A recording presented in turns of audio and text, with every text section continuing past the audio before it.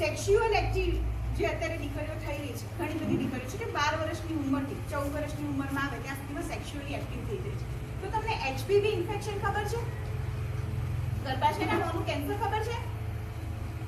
ગર્ભાશયના મોંનું cancer થાય છે HPV ઇન્ફેક્શનના કારણે થાય છે. એચપીવી ઇન્ફેક્શન શેનાથી થાય? તો સ્કિન ટુ સ્કિન ટચથી. તો જ્યારે તમે સેક્સ્યુઅલી એક્ટિવ થાવ છો તો તમે જ્યારે કોન્ડમ નથી વાપરતા ત્યારે તમને એક પ્રકારનો વાયરસ છે તમારા શરીરમાં આવે. એ વાયરસ આવી ગયો તમને ખબર પણ નહીં પડે. 3 વર્ષ 4 વર્ષ 5 વર્ષ 8 વર્ષ સુધી ના ખબર પડે, પણ અચાનક તમને કેન્સર થયું ને એ ખબર પડે. અને ગર્ભાશયના મુખનું કેન્સર થાય જીવલેણ. એના સિવાય બીજા કયા કેન્સર થાય?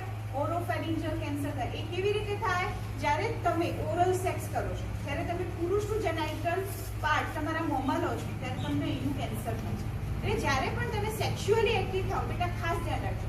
એ 18 વર્ષ પહેલા થવાનું નહીં, અને 18 વર્ષ પછી પણ જ્યારે તમે સેક્સ્યુઅલી એક્ટિવ થાવ તો એક પાર્ટનર સાથે વફાદાર રહેવાનું. પણ તમારો પાર્ટનર તમારી સાથે વફાદાર છે કે નહીં એ તો ખબર જ નથી.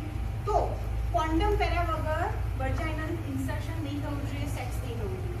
મોંમાં તમે કોઈનો પેનિસ લો છો તો એ પણ કોન્ડમ પહેરાવ્યા વગર નહીં લેવાનું, અથવા તો કરવાનું જ નહીં. નહીંતર શું થશે? ઓરોફેરિન્જિયલ કેન્સર થશે.